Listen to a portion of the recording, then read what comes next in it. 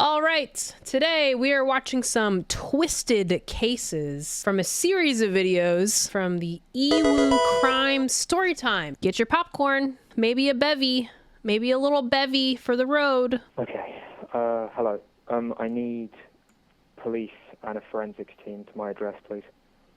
What do you mean? What's happened? My friend and I got into an altercation, and I'm the only one who came out alive. Ooh. When a promising young student made a new friend on the internet, he was completely unaware of the fatal mistake he'd made. How young are these people? This looks like a small child. This looks like a small baby child right here. Also, it was like borderline a poetic way to talk about what happened, right? Like, right? It's a bit strange. In the friendly town of Caterham in the Tandridge district of Surrey, England, Barry Bednar and Lauren Lefebvre welcomed their first child. It was a healthy baby boy they named Breck, as a tribute to Breckenridge, Colorado, where the couple met and fell in love. 3 years later, the family grew even more when Lauren gave birth to triplets. Whoa. Lauren recalled that Breck adored his siblings and spent a lot of time playing with them growing up. The warm-hearted big brother excelled in school and was popular among his peers. He was even a member of the Air Cadets with the 135 Squadron in Red Hill and regularly attended church services in his hometown. Everything seemed to be going great for a while, but then Barry and Lauren separated just 6 years after the triplets were born. Aww. While Barry moved out of the family home, he remained an active figure in his children's lives. However, there was something dark brewing under the surface of Breck's perfect exterior. Around his 14th birthday, Lauren started to notice some troubling changes in her eldest son, namely that he would isolate himself in his room and play computer. Okay, stuff. A perfect place to freeze this, right? There's always a weird thing where they blame video games.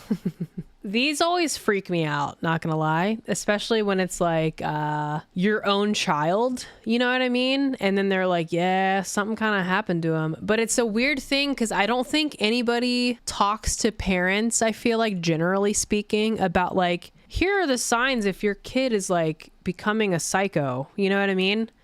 I guess it only happens like, I guess if there's like major behavioral issues in school and maybe they suggest therapy and then you have a person come in and they tell you that there's an issue. But so many times I feel like they don't really find out until something horrific happens. You know what I mean? Fortnite is a pathway to many deviant tendencies. That's right. He is playing Fortnite. So whatever happens, it's probably because he plays Fortnite. Games for hours on end. On top of that, his moods were wildly unpredictable, and he began neglecting the things he once found very important, like going to church and participating in sessions for the Army Training Corps. As her once vibrant and outgoing son became increasingly irritable and disobedient, Lauren knew she had to figure out what was going on. These are all classic symptoms of depression. He also had another key symptom of depression, irritability, which sometimes presents instead of the more commonly known symptoms of depressed mood or sadness. See, but also you could argue these are like things that teenagers just do. There are teenagers that just go through like hormonal swings as they're getting older and they become super rebellious. They seem irritable. That's why it freaks me out, because I feel like you could explain away a lot of these types of like what we would now consider to be symptoms and think that they're just like normal things, you know? Hindsight's 2020, but irritability is found in the diagnostic criteria of depression for kids and adolescents, but not for adults. DSM-5. Then Breck started talking about an internet friend named Lewis. Lauren was familiar with the small number of friends involved in her son's gaming club, but had never heard of Lewis before. Call it mother's intuition, but Lauren just felt something was off about Lewis, even speculating that he might not be the young gamer he claimed to be online.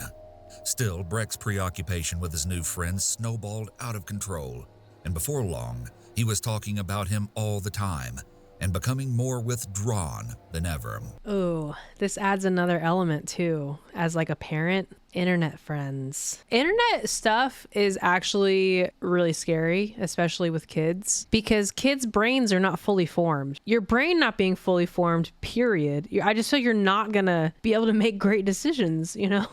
Or you just really won't be able to tell, like when someone's not being who they say they are. Lauren attempted to limit Breck's communication with Lewis, but he always found ways around her restrictions. They always do. So the uneasy mother felt she had no choice but to call the Surrey police and report her concerns. She explained to the responding operator that she thought her son was being groomed by an older predator, pretending to be a young boy. Dang, mom actually so proactive. What the heck? Kudos, I guess. Like, if you're not sure or you just got that weird vibe, like, I think it's a good move. It's a good move from mom. Why not? Why not ask for help? At the end of the call, The the groomers operator all said that wearing officers masks. would check out Lewis, but unfortunately, that never happened. Oh. And the inquiry was closed just an hour later. How would they even find On them? February 16th, 2014, after a year of talking online, Breck finally planned a secret rendezvous with Lewis. No. It would be their first time meeting in person, and he was excited because Lewis had become his closest friend. Not the secret Lewis had also rendezvous. promised Breck a bright future as the Wait, okay. To Breck. I just remembered, I didn't mention that in that long email why it's so important that you read up on photo DNA and cloud services in particular. You're walking in the real world now, Breck. Time to step it up and take the opportunity. Strange. new owner of his multi-million-pound tech company. If only Breck knew the fatal mistake he was just about to make. The following day was the start of half-term, and because Breck was to be staying with his father Barry for the duration, he informed him that he'd be sleeping over at a friend's house on the night of the 16th. While Barry was happy to see his son out socializing instead of sitting in front of his computer, he had no idea that Breck actually planned to take a taxi and stay overnight more than 30 miles away in Grays. Okay, so we're right outside of London. This is very strange. Now we are in some like severely risky behavior of taking a taxi on your own as what I think is a 15-year-old. This is what I'm talking about with the like fully formed brain not being there yet, you know? And then your parents are also separated. So there's this weird handoff. So it's like they're probably pretty easy to like get away with stuff if communication between those parents is not great. Barry waited for Breck to return home the next morning, but he never came. Oh no. And after multiple calls and texts went unanswered, Barry called Lauren and told her what was going on. Yet just as the pair was formulating a plan, they were struck with every parent's worst nightmare. Oh no. Breck's gaming club friends had started receiving horrific text messages no. containing images of a bloody corpse, who they quickly realized was Breck. Oh, the photos God. spread like wildfire. No. Oh my gosh. That is so horrible. Oh my gosh. Horrible enough for this to ever happen. Just the idea that it would just spread like virally across the internet. You know, when case files are made public, and it's even a violent case, things like photos, videos, autopsy stuff, all that is really made public as well. And so in some states, you can have access to all that stuff. Sometimes it's like fully available, just ready to go. Other times you have to request it. But there are states now that are, if there's a child involved, they're making it illegal and they're not allowing those case files to be shared to protect the family. Yeah. Oh, I just feel like it's such a horrible thing for people just to know that your child who was a victim of a violent crime, now people are just all visualizing and seeing that. I hate this. I hate it. It didn't take long for word to reach Breck's family, with some people even reaching out to his 12-year-old triplet siblings to ask if the photos were real. Oh, 12? Trauma, man. A short time later, Essex police got an eerie call they would never forget. The phone call. You're telling me he is definitely dead? Yes, I'm telling you, he's definitely Not the chuckle. Ugh. dead. Right, okay, Lewis, I need you to just take me back through that again. So what happened last night? Okay, he was in a mess. I tried again. Right, just slow down again, Lewis. I need to take... Also, we still don't know how old this guy is. No idea. I have a penknife in my room, adjacent to my bed. I have a chest of drawers. I had a penknife on there, folded. He picked it up, opened it, and then lost control. Head knife on the bedside table. Brett grabbed this. Yeah. What, in order to harm himself? No, in order to harm me. He opened it and then lost control. I, in self-defense, put my left arm up to block him from stabbing me effectively. We struggled. I got him to the ground. He got up. I got the knife. Can you not interrupt me with this part? Okay, go on. Okay. This is where like psychopathic tendencies or narcissistic tendencies tend to come out, right? When someone's like, okay, this is the good part. I really need you to not ask any questions because I need to tell it exactly the right way. They become like weird about the narrative and they're kind of like reliving it in a like sick way. It's being recorded anyway, isn't it? Yep. I grabbed the knife and I stabbed him once in the back of the neck, I believe somewhere near the brainstem. He turned around, tried to carry it on, and I don't remember exactly what happened, but the fight ended with me cutting his throat. I believe I turned around and I slashed his throat. He fell onto the bed face first. I was trying to compress the wound at that time.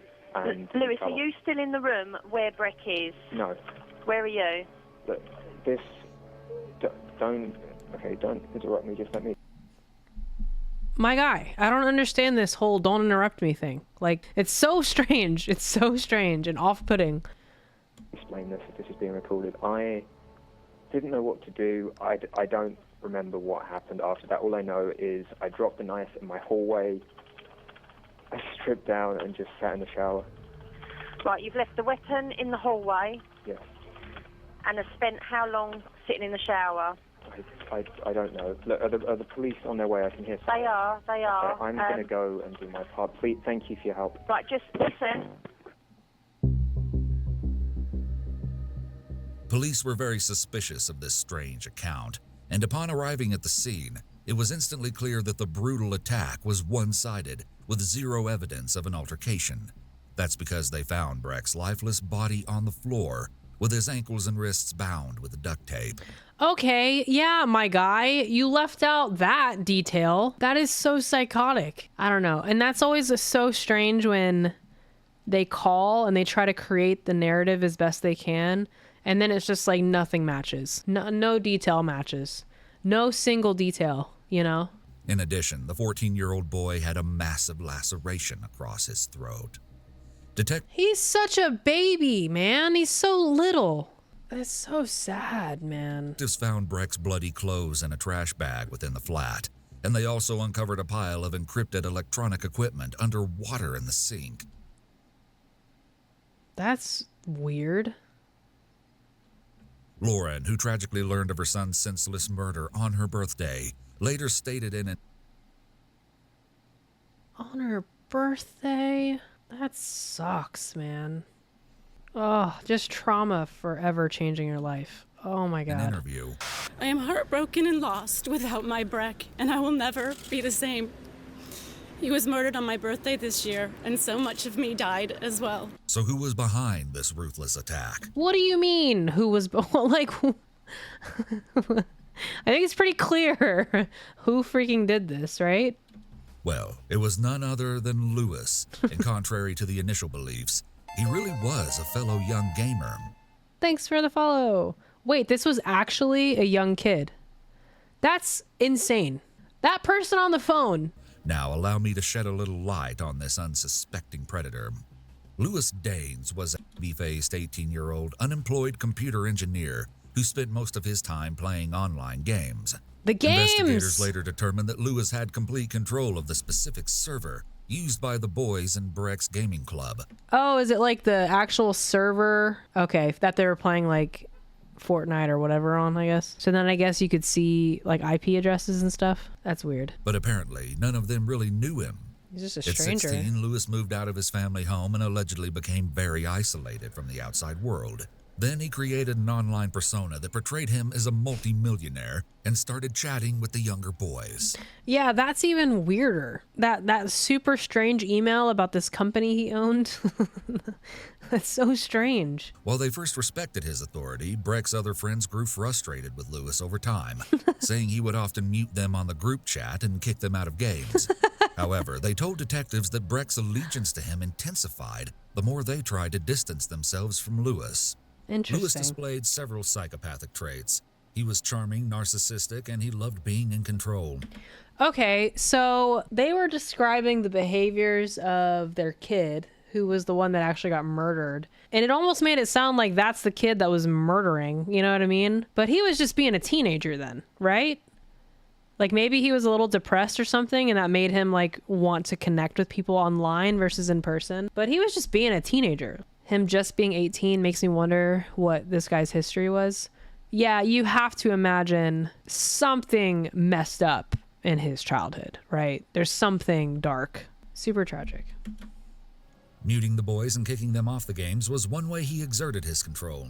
He was also highly intelligent, and his creation of a false persona about being a multimillionaire shows that he was a pathological liar. Yup. During the 911 call, he displays more psychopathic traits, such as when the 911 operator asked Lewis if his friend is definitely dead. And Lewis lets out a small laugh as he says yes. Yeah, that was super psychopathic. That was so disturbing and creepy. He has a very shallow affect, and at times is condescending, telling the operator on more than one occasion to not interrupt him. Also bothersome. It's almost as if he is enjoying himself as he recounts the murder, and he shows no empathy for the suffering he's inflicted. It's like part of the enjoyment is that part, telling the story. Even though that's not even what happened. It's strange. And he is enjoying the power he has over the 911 operator when he tells her not to interrupt him. He even hangs up on the operator at the end, once again showing that he is in control of the situation. Lewis was arrested on the spot following the discovery of Breck's body and taken into custody. He contended that Breck's death was an accident, but his story had significant holes. As a result, his trial date was set for November 25th, 2014. All right. However, he surprisingly changed his plea and confessed to the killing during the pretrial hearing. Okay. During this time, prosecutors commented on the brutality of the crime, noting the steps Lewis had taken before the murder, which included buying condoms, duct tape, and syringes. It's likely that Lewis chose Breck as his victim well in advance. He saw that Breck was vulnerable and he took advantage of that situation. He likely gave Breck privileges and attention that he didn't give to the other boys, which made Breck feel special and therefore more loyal to him. Lewis was good looking. Yeah, it was like a weird form of grooming, but like to just kill him. In this case, building up the trust so that he could come out and essentially just be vulnerable to be a victim. Disturbing. Charismatic, and he was idolized by Breck. He spent months earning Breck's trust, only to brutally kill him, achieving complete control. On January 12, 2015, Lewis Daines was handed a life sentence with a minimum term of 25 years in prison. Okay. Breck's mother said of the ruling, "No amount of years behind bars will ever change the poisonous attitude and actions of a psychotic animal who can behave this way." The Crown prosecutor Fair. also spoke to the court, saying, "The degree of planning and manipulation by Daines is shocking, and when you consider the young ages of perpetrator and victim, Yep. it stands out as one of the most cruel, violent, and unusual cases we have dealt with." That is what makes this so twisted, right? The fact that they are all characters involved, extremely young, and that makes it especially disturbing. Probably all artifacts of abuse in their own life individually. Like, I don't know the backstory of this Lewis character, but regardless, it's like sickening to think of like how he would even think to plan that type of stuff that young, you know? I mean, 18's not, it's like I guess you're an adult officially, but still really freaking young. Lauren and Barry took legal action against both the Surrey and Essex police departments for neglecting their reports of possible grooming. Oh, right. They called literally about him. I forgot. Unfortunately, it didn't take long for the Independent Police Complaints Commission, IPCC, to discover that the responding operator was ill-equipped to handle such a call. Beyond not being connected with a specialist agency, police never ran a background check on Louis Daines. If they had, they would have seen on his record that he'd been accused of assaulting another young boy in 2011. No. If they actually had done their due diligence. That's so tragic, bro. No, I was gonna say, like, sometimes even if you did do some sort of investigation, you may not, like, nothing may come up, you know? But that sucks that there literally was an indicator or something that they could have seen. Desperate to prevent this from happening to another innocent family, Barry and Lauren established the Breck Foundation, which seeks to create a safe internet environment for minors. Their slogan urges gamers to play virtual, live real. The Bednar family may never recover from the tremendous loss, but they find a bit of solace in knowing their actions may help save another young life. Wow. I'm going to look this up. Look, it's still running. Helping young people reclaim the internet. Breck. Thousands of children every year with Breck's story. The tragic loss of Breck, a 14-year-old boy who was groomed and murdered by someone he met online. Our work aims to prevent this from ever happening again. Our work saves lives. Wow, this is pretty legit. Sometimes good things can come from tragedies. There's a potential theological tie-in, if you wish. Beauty from ashes, as it says. Absolutely. Absolutely. Obviously, this is an insanely tragic story. Like, the pain of this family is helping to avoid the same pain and tragedy for multitudes of other families. You know, a tragic story, no doubt. But it's a great way for them to have used their pain for something beautiful, a purpose to that, you know?